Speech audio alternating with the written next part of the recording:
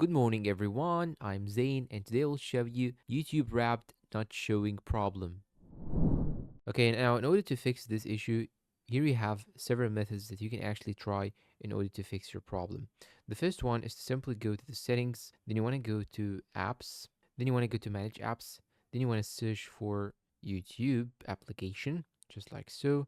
Then you want to clear the cache. So simply click on clear data, then click on clear cache, and your issue will be fixed. Another thing to consider or to try to in order to see or fix the wrapped problem is to go simply and open your Play Store or App Store, whatever you have, iOS or Android. Then you want to search for YouTube, just like so, and you want to make sure that you have the latest update.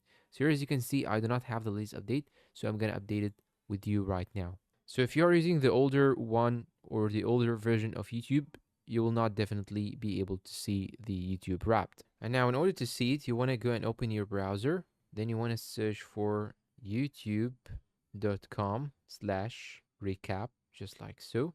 Then it will show here this page. Just click on open YouTube and voila, here we go. You can now see your YouTube recap.